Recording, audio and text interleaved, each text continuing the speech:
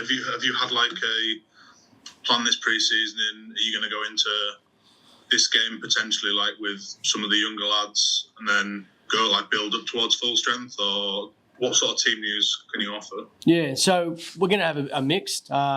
So pretty much what we're looking at is we'll have a few more experienced sort of forwards. Players like George King will play, Matty Staunton, Yusuf Aiden, so they'll play.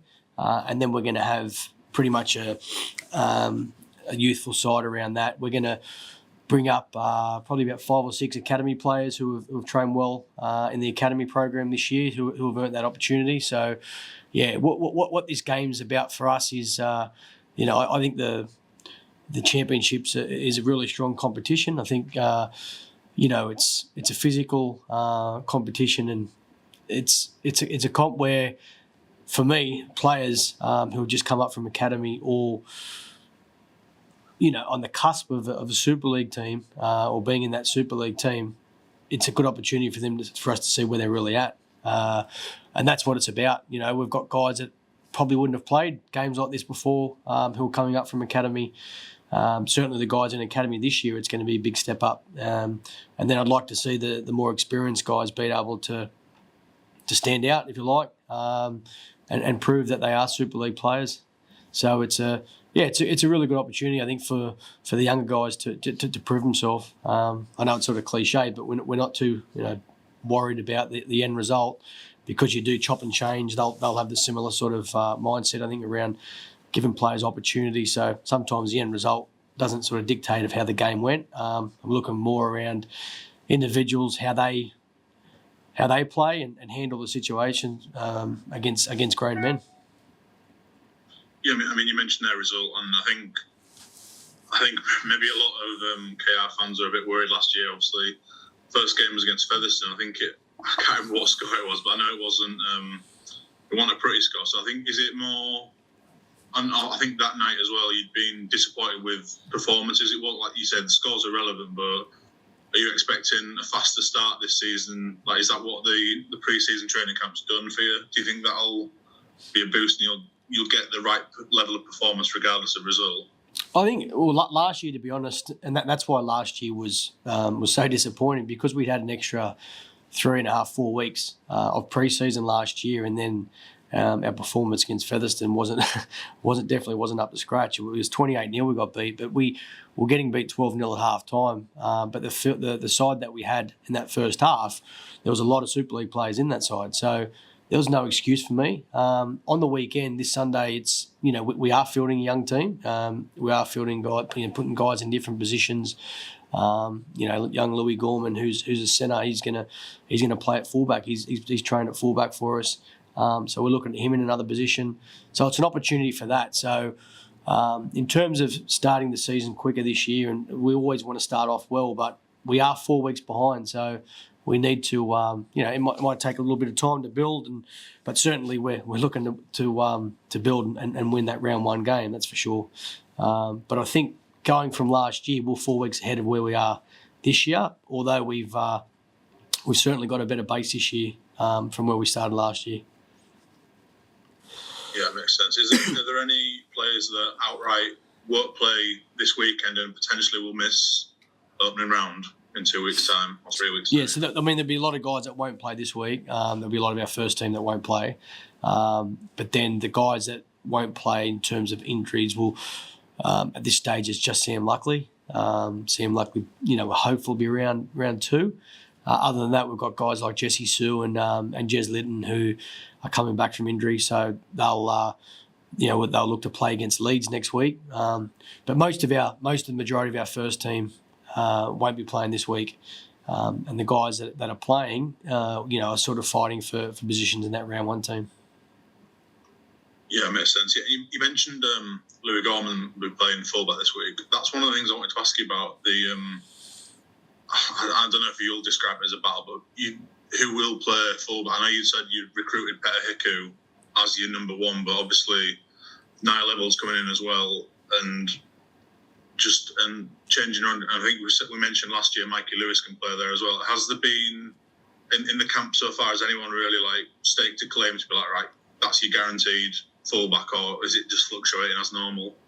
Yeah, so we're going to stick to what we said, mate, initially. Is Peta will play fullback, so he'll start at fullback. When he'd signed, that was the agreement initially was to give him an opportunity at fullback. Now, and saying that, you've got, like you said, mate, you've got Mikey Lewis, but Niall Evans is a very good fullback as well. So, we've got some plans around how we want to utilise Niall and then get the best out of him as well. But you'll see Peta will start at fullback. I'll stick to my word there, and he's going to have every opportunity. So, but that's not to say that the other guys are putting some pressure on, or we'll utilise people in different ways to get the best out of them. Yeah, that makes sense. Yeah. 'Cause, another one I wanted to ask you about was Joe Burgess. How did that signing come about? I mean, I think there've been reports early December that there might have been an issue at Salford, but it seemed obviously it was very quick once it happened. It was. I think they announced he'd left at 2:00, and I think you announced he was signed at 3. So, how did that come about? Poor Lakin, yeah, nice and quick. Did some quick business there. Some good business, didn't they? Yeah. So, mate, it was obviously, we knew there was a possibility that could happen, and Joe's obviously a winger. He's a seasoned winger. We didn't have, or we probably before Joe's signing, enough out and out wingers in our team. Ryan Hall and Lewis Senior probably only 2, and then obviously we all know Niall's sort of best position, if you call it, is at fullback. He's played wing before, so he's not an out and out winger. And then we've got other players that we can move there as well. So we just wanted to get a little bit more depth there, and obviously Joe become available, and it was a right fit for us. So Joe's he's had a minor strain, and he hadn't run for a while. It's only minor, but he won't play this weekend. So we're not expecting too much of him early, but there's no doubt at some stage he's going to be a key signing for us, and he's going to add a lot of depth. Would the Burgess deal have been possible if Jordan hadn't gone out on loan to Catalans? Is it effectively Jordan's cap hit that you've brought back that's managing to pay Joe's wages, or was there always like a little bit of room that you'd left anyway? We had some room in our cap for different positions and what we're going to do there. And, I mean, initially I said that we're going to look at getting a union winger, and that sort of didn't eventuate. So the opportunity came, and obviously with Jordan moving on, it certainly freed up some other money there. So and then we just wanted to get the right person on, and Joe become available. So worked out well. And like you say, you've got that. A little bit of spare money, etc., and you've obviously left the number 18 shirt vacant. Do you have an idea? Do you have an idea of who you want for that role in terms of position, or will it be kind of just save it for a rainy day in case you get a spate of injuries like you did last year with like Lachlan and all that sort of stuff? Yeah, I mean, at this stage, there's no one that we're pinpointing, and then the reason for that is it's difficult because players are signed to other clubs, so it's not going to be an easy fix at the moment. I won't go into obviously the Jordan situations. It's been he's at Catalans now, but we certainly didn't have anyone in mind to go out and target players or get a player in for Jordan to move. So we're in the position now that we're just cracking on with the team that we've got. But certainly we need to fill that number or that role, and we want to get the right person in, someone that's going to add value to us, and then who wants to work hard to try and fight to get in our team. So that's basically what we want to do with all our positions, and certainly with the halves. We had some depth there with Jordan, and that depth has been sort of taken away a little bit. But like you say, it's we want to sit back and just wait for that right person. Because we showed last year when we did that it was effective as well. So we're certainly not going to jump into just signing anyone. So there's no defined inclination if it's a forward or a back, or because I know last year I think it was Jimmy Kinehouse was number 18, and Jimmy Kinehouse can play anywhere on the field basically. So is it just whoever suits at the time and is available, or do you think potentially that team are short on forwards or short on backs? Yeah, so I mean, we've still got some cap space here to go get another forward. There's still money there for that, so we're going to wait and find the right person there as well. But certainly, I mean, that number 18 is for a halfback. We had Jordan in our squad as that. Initially he was going to be fighting it out with Mikey and Tyrone. So we want someone to come in and replace that. And be that person that comes in and wants to stake a claim in the team. So we need a halfback, and that's what we'll be looking for. And was there any truth in the Luke Gale rumour that went around?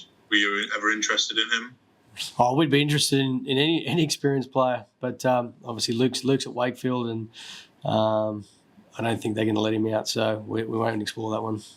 I mean, there's a lot of good players out, that we'd like. It's obviously whether they can get out of their contracts, want to get out of their contracts. It's they're aligned to the clubs. That's I think players these days, and they do want to leave if they're not getting an opportunity, quickly. Where I think I admire people that do want to fight and stay and fight for their position and show some loyalty towards clubs and as well. I think it's important. Then you get situations where it's probably best that they move on and see an opportunity somewhere else. So that's what we're looking at. We're just waiting to see if anything pops up where either players aren't getting opportunity or the club feels that they're probably not right for that club anymore, or whatever it may be. So there's a lot to happen before we get that player, and that's why we haven't got anyone on board at the moment, because it's just not an easy fix. But what we want to do is, as I said, is have people in the club that are going to work hard and fight for their position. So was an offer made to Luke and Wakefield, or was it just rumours and discussion? No, it wasn't. Okay, cool. Last one I wanted to ask as well was, how's Danny Ward settled in as assistant? Yeah, he's been great. You really can see, why he's been a head coach, and there's no doubt he'll be a head coach in the future. He's, he's a high energy. He's a good person, and he knows his rugby. So for me, it was just seeing how he's sort of transitioned into the group. It was a pretty seamless transition in terms of with the staff and the players, and I'm looking forward to he'll be in the box with me on game day and getting support around that. But it's good to be able to lean on Danny around some other sort of things that he's been through as a head coach as well. But yeah, really pleased in what he's doing and how he's transitioning in the team. Yeah, I think that balance of experience, obviously, you were like high flyers last year, and obviously Danny knew what it was like to be in the dog battle. So I think that can obviously help a lot. But yeah, really good appointment. Wish you well this weekend anyway and for the season. Thanks for your time. Cheers, Sam. Thanks, mate. Okay, shall I take over now?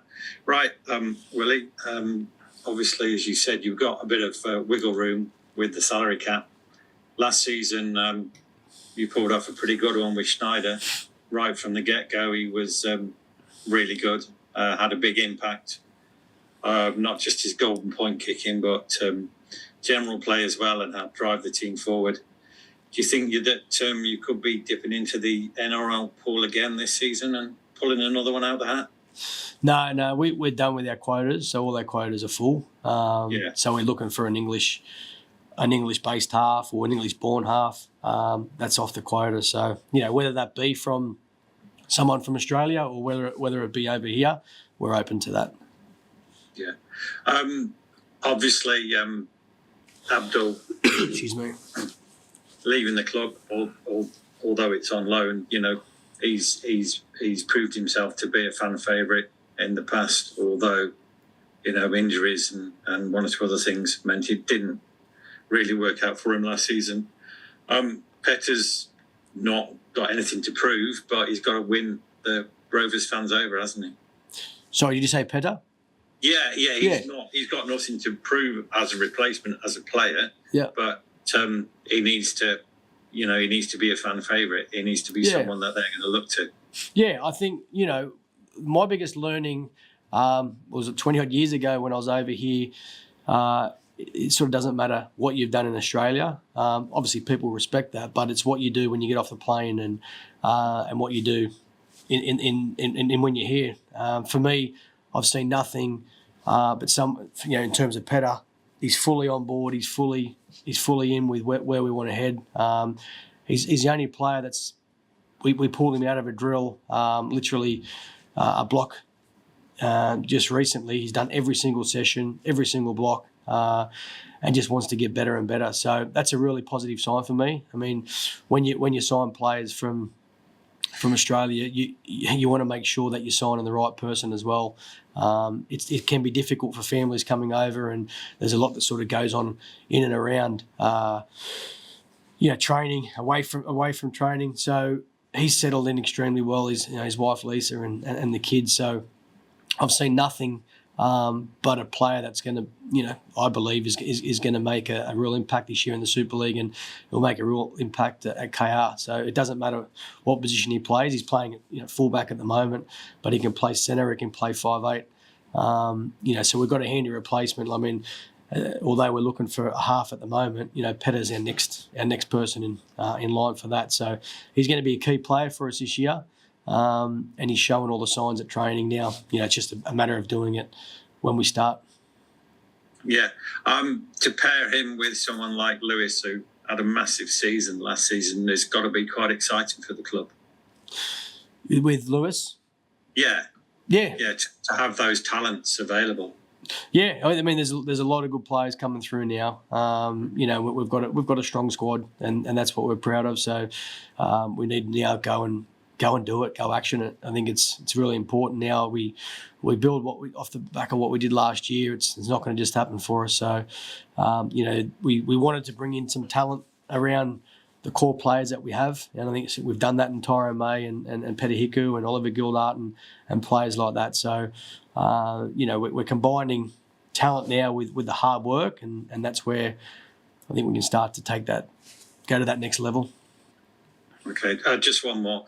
Last season, you probably surprised a few people outside the club with getting to the semis, getting to the cup final.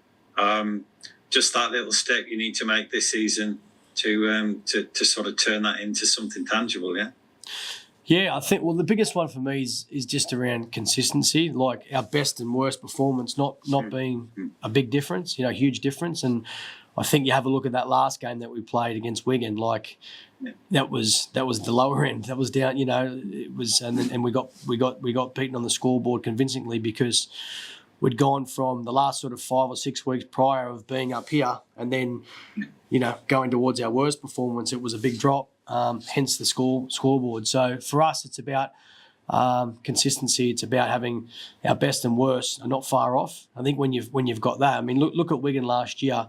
Their worst performances were they were narrowly getting beaten, weren't they? And then they went on. They narrowly got beaten by us in the Challenge Cup semi. Then they won every game after that. So that's the benchmark. That's where we've got to get to. We're not far off, but you are a long way off. If that makes sense. You need to make some sacrifices. You need to be disciplined with how you go about your business every day. So they're the big ones for us. Being consistent with all that sort of stuff, and that'll transfer on the field. And as I say, making sure that our best and worst is not too far off. Okay, just one more. Sorry, and to follow that up, the two performances against League, the cup final, and then the league match after that, the contrast was night and day.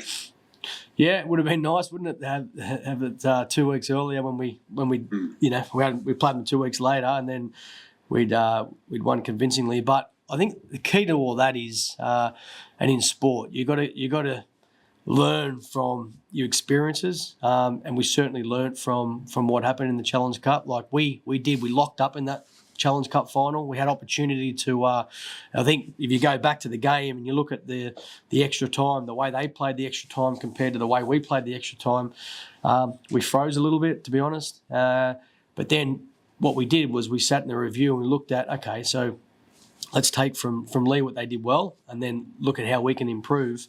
And then what we did was we opened up in those last sort of 6 or 7 weeks of the competition. We scored the second most amount of points. I think Wigan got three more points than us overall, because we learnt from those experiences. So if we can do that again this year and just keep learning, we'll get better. But it wasn't meant to be last year. We had our opportunities to win that cup final. Now we've got to build it again, and as I say, just make sure those best and worst performances aren't too far off.